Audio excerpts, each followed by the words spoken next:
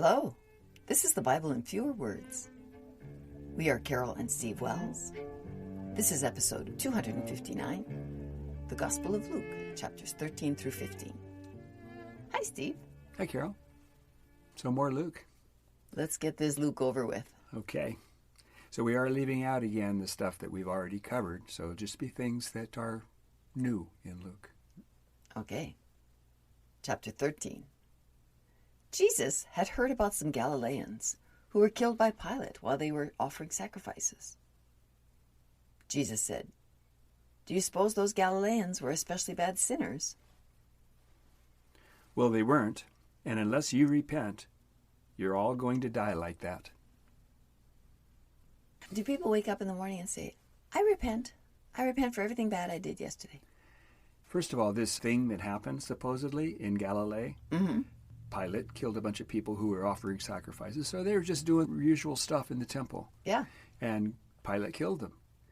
And Jesus says, well, why did they get killed? Were they especially evil? And he says, no, same thing's going to happen to you. Same thing's going to happen to everyone unless they repent. Because Jesus thinks the end is coming. Yeah. Soon, everyone's going to die except for those who repent. So people should be having in their mind, repent, repent, repent all the time. Yes, I think so. Although maybe he's thinking of it like born-again Christians do. Well, you just repent, you get saved, and you're good to go. Your get out of hell card. Free. So not like Catholics where you have to go to confession every time you sin. So we don't know whether this is the Catholic Jesus or the Protestant Jesus. But we do know you've got to repent. That's for sure. Yes. And if you don't, stuff like this is going to happen to you. He has another example that he mentions here. He says, or how about those 18 people who were killed by the falling tower in Siloam? Unless you repent, you're all going to die like that. This is kind of current events that are going on at the time of Jesus. At that time, I guess there was a tower in Siloam. Siloam is a place in Jerusalem. There's a pool there, and apparently there was a tower that fell and killed 18 people. And he's saying there again, there wasn't anything especially evil about these 18 people that died. They're just dying like you're all going to die unless you repent. It's the good news of Jesus. So the act of repenting, like I want to know exactly what that is. That's just getting on your knees and saying, I'm sorry. You're not going to get that from me or from this verse. We don't know. But unless you do it, whatever the heck it is, you're going to die. All okay? right. So okay. that's clear. Well, I mean, it's clear that you have to repent. You're Yes. going to have to go away and figure out what it means to repent. Because it doesn't tell us in this passage. Okay. Verse 10. Jesus was teaching in a synagogue on the Sabbath, where there was a woman who had been unable to walk for 18 years. When Jesus saw her, he said, "Woman, you're cured of your illness." Jesus touched her, and immediately she stood up straight.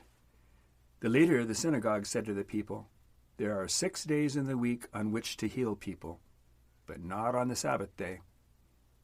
So he's kind of reprimanding him. Yeah. Doesn't he know who he's talking to? Jesus said, "You hypocrite, don't you help an ox or an ass get water on the Sabbath? Satan has bound this woman for 18 years. Why isn't it okay to heal her on the Sabbath?" So he's saying this is Satan's fault. Although it's not really stated clearly here, I think he's saying that sickness is coming from Satan. So he says, I get to do this on Sabbath. I don't know whether he's saying that we can all do it on the Sabbath or just he can. Because I remember elsewhere there's, if you're mowing your lawn on Sunday, you shouldn't ought to be doing that. Oh, yeah. Well, somewhere in the Bible. No. I think that's, no mow Sunday. I think that's the comment. Okay, verse 31. Some Pharisees said to Jesus, "You'd better leave. Herod's going to kill you." And Jesus said, "Tell that old fox that I'm casting out devils, curing today and tomorrow, and on the third day I'll be perfected." But I must go to Jerusalem because that's where prophets go to die. So, these must be your words. Tell that old fox. No. Oh, really? No, that's what he says. Yeah. That's pretty snazzy writing. Uh-huh. Well, I don't think I would have made that up.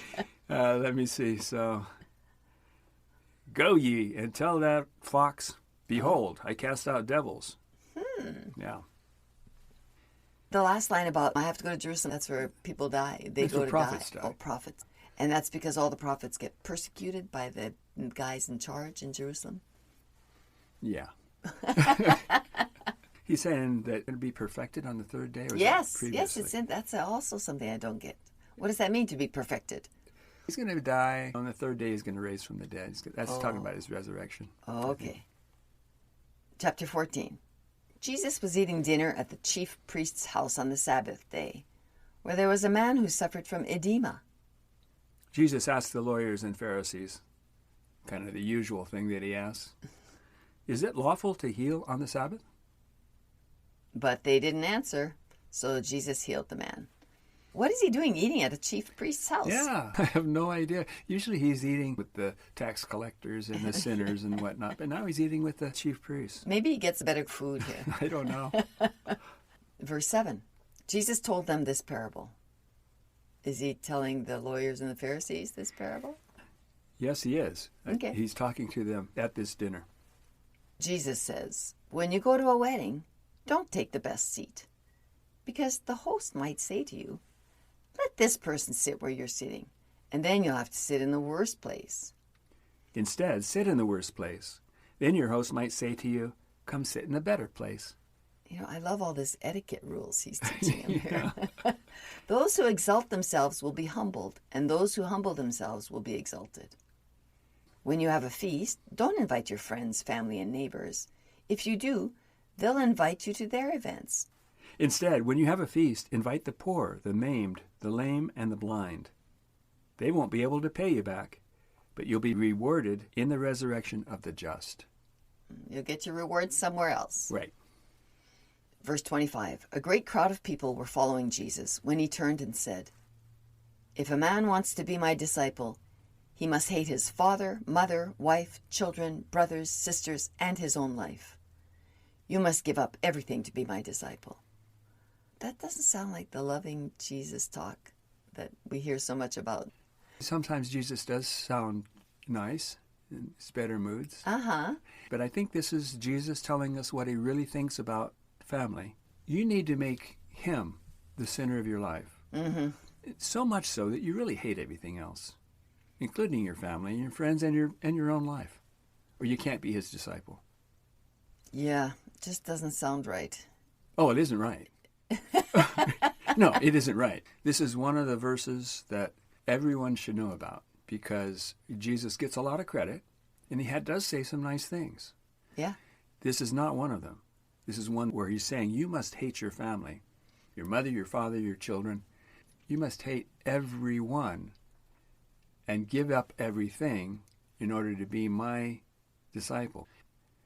Jesus says flat out, you need to hate your family in Luke 14:26. If you put that into context, it doesn't help. That's what he said. I think that's what it meant. Thank you. I love you. Well, you're not supposed to. You can't be Jesus' disciple then. Chapter 15.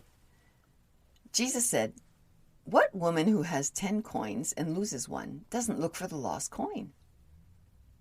And when she finds it, she calls her friends and neighbors and says, come rejoice with me, because I found a coin that I lost.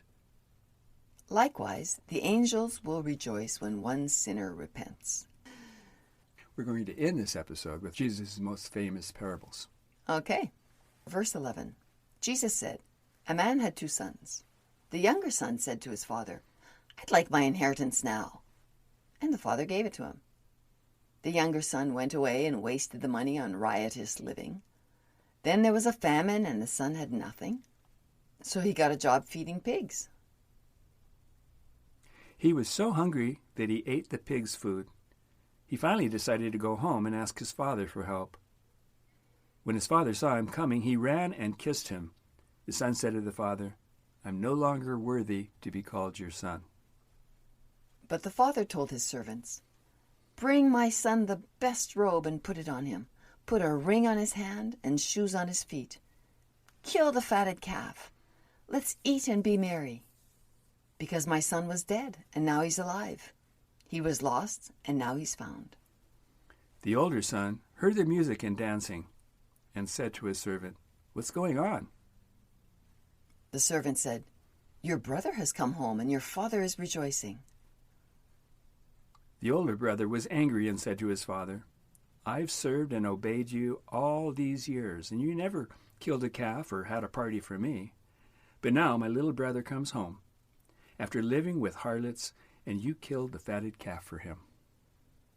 His father said to him, "You're always here. All that I have is yours. But your brother was dead, and now he's alive. He was lost, and now he's found." Yeah, the parable of the prodigal son. So that's only found in Luke, and it's one of the famous parables. It's kind of nice. It is kind of nice, unless you're the oldest son, who was the guy who, was steadfast and there for his dad. It may not be too fair.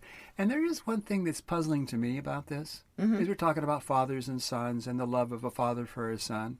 And then just previously, in the previous chapter, Jesus says you must hate your family, your sons, and your parents, or you can't be his disciple.